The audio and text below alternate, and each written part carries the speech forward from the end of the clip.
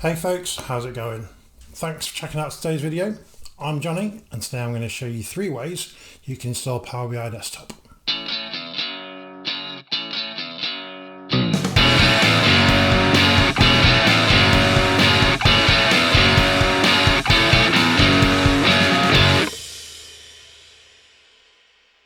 So first thing I'd like to do is clarify what I mean when I say Power BI Desktop.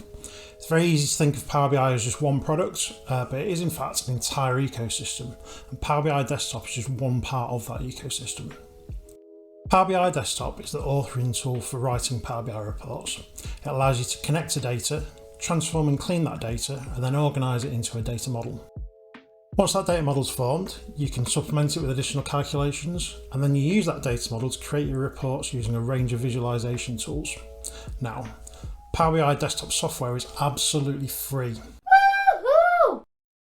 That means if you're wanting to download it so you can learn how to use Power BI at home, or maybe you want to evaluate the software for use at work, you don't have to worry about purchasing any licenses or any other additional costs.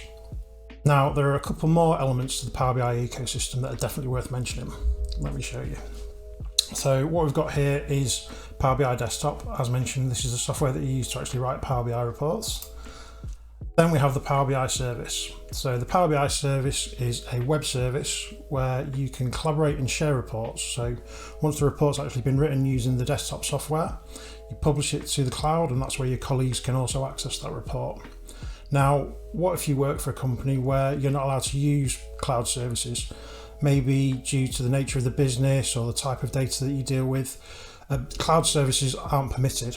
In that case, there is an on-premises alternative, which is Power BI Report Server.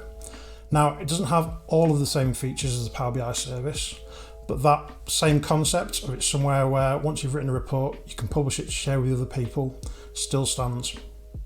The last part of the ecosystem that's worth mentioning are the Power BI apps. Now, you've got the Power BI mobile app. As you'd expect, that's for use on mobile phones. What that allows you to do is to connect to the Power BI service so that you can view reports that have been shared with you. Lastly, you've got the Power BI app for Windows. It's a similar concept to the mobile app. It's just something that makes it easier to access reports using a Windows laptop. So if you've had a report shared with you, rather than having to access the service via a web browser, you can just go via the app instead. You don't use that app for actually writing reports, it's just literally to be able to view them. With those elements of Power BI explained, the first thing I'm going to do is show you how to install Power BI Desktop on a Mac. You can. Power BI Desktop is a Windows-only piece of software, so for that matter you can't run it on Linux either. Now, if you're running Mac hardware, obviously there are ways around this. You can use Windows emulators, you can install a second operating system, or maybe you could remote onto a virtual machine that is running Windows. Still, in those scenarios, you have to be running Windows to be able to use Power BI Desktop. Now, if you are a Mac user, that doesn't mean you're completely excluded from the Power BI party. What you can do is via a web browser, you can log into the Power BI service, and there is a web authoring facility available there. However, it's a very much a watered down version of Power BI Desktop. It doesn't give you all of the same data modeling capabilities, and even some quite basic features like being able to import custom themes aren't available in that web version either. If you want to do Power BI properly, I absolutely recommend what you need to do is be running Power BI Desktop on Windows. Luckily, I'm here to show you 3 ways you can get it installed. Okay, so I'm over on my laptop now. First things first, how cool is my wallpaper? A little bit of a story behind the school logo.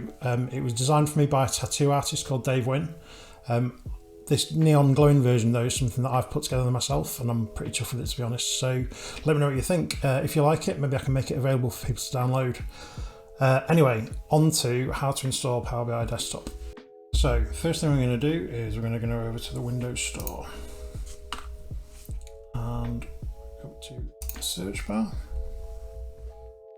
and search for Power BI. And these are the options it brings back. So we've got here Power BI. This is the Windows app version. You don't want this. As mentioned before, this is just used for viewing reports that have been shared for you, not for writing them. So we're going to go over here to Power BI Desktop. So click on that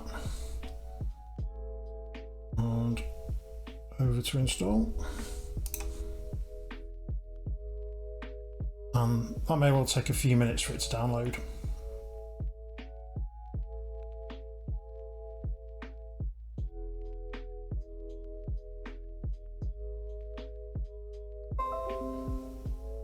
Okay, so once the installation is completed, you've got an option here to launch it from within the Microsoft Store, or if you hop across to your Start menu, you should see that you've got a recently added app here, and of course if you scroll down to P for Power BI Desktop, it's there too. And it should launch from there.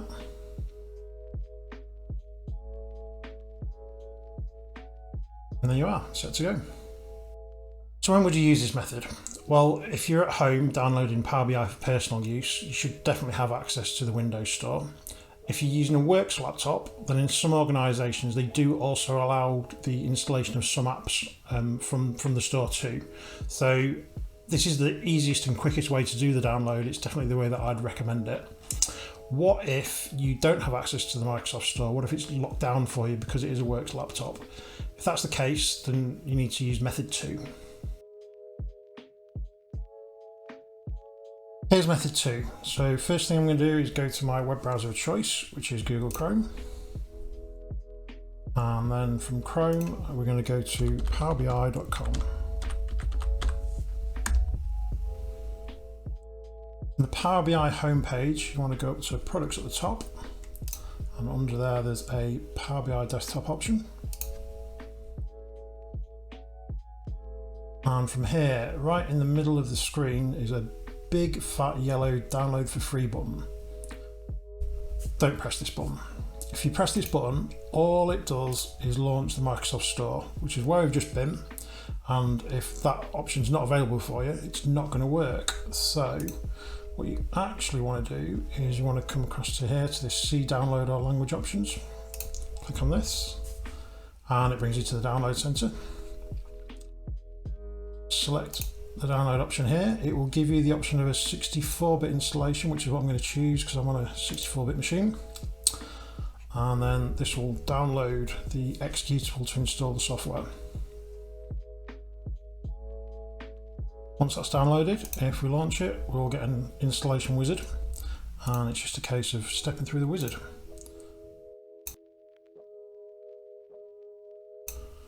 Make sure, of course, that you read all of the terms and conditions in full.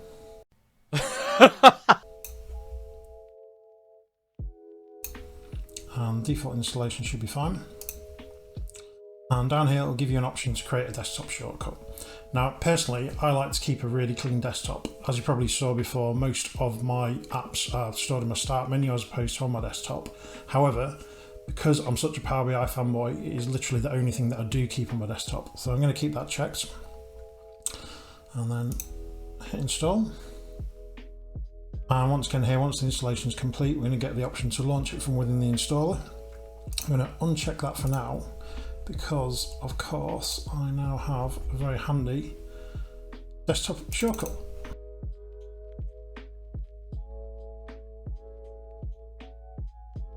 You'd use this method if you don't have access to the Microsoft Store, but you do have admin rights on your laptop, so you're able to install the software yourself. Now, it's definitely worth mentioning there's a few differences between the installation from the Microsoft Store versus the installation from the download center. For starters, the version from the Microsoft Store will automatically receive updates in the background. Power BI is a product that is updated on a really regular basis, and so with the Microsoft Store installed version, those updates happen automatically without you even noticing them. If you downloaded from the download center instead, either you're going to have to go back on a regular basis and re-download it. The alternative to that is possibly your IT department might have set up some kind of policy that can automatically push out those updates, but it's just worthwhile making you aware that there's those differences in terms of the way the updates are handled. The other difference that's a little bit more subtle is the fact that the Microsoft Store version doesn't give you the option for a desktop shortcut. I've no idea why, but setting up desktop shortcuts from Microsoft Store installed software is a right pain in the ass. I don't know why it isn't more intuitive. It can be done, it's just hard work. Whereas downloading from the download centre, it's just a tick box that you get to have that desktop shortcut. So if you prefer having shortcuts, maybe that's a better option for you. So here we are, method 3. Method 3 is cheating. Method 3 is the get somebody else to install it for you method. If you are in an organisation where you don't have access to the Microsoft Store, your laptop is locked down, so you don't have admin rights to be able to install it yourself, you're going to have to ask somebody else to do it for you. So that might mean placing a phone call to your IT help desk and they'll get it done for you. Or maybe there's an online service request ticket that you can raise. Or maybe it's a case of going and tapping Jack or Jill, the IT technician, on the shoulder and asking them really nicely if they'll set it up for you. Yeah, option 3, it's a bit of a cop-out. Option 3, get somebody else to install it. So there you have it, 3 ways to get Power BI Desktop installed. I hope you've enjoyed the video. If you've got any questions or any feedback, don't be afraid to slide them into the comments section below. If you have found the video useful, please do give it a thumbs up. And if you do want to follow along for more content about Power BI, please do give the channel a subscribe. Thank you so much again for watching, and I'll see you next time.